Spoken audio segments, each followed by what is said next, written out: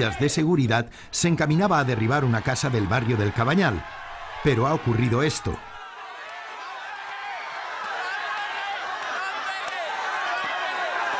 Durante la carga varias personas han resultado heridas. La policía escoltaba la máquina excavadora que por fin ha conseguido entrar y ha comenzado a demoler la casa.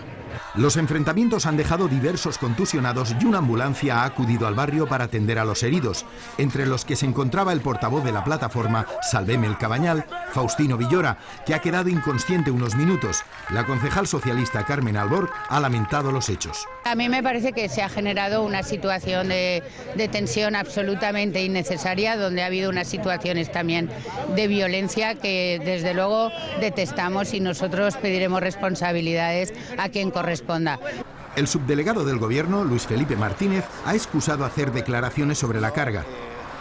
El Ayuntamiento de Valencia, a través de un comunicado, ha acusado a jóvenes con ganas de hacer ruido, ajenos al Cabanyal, de ser los integrantes de grupos violentos.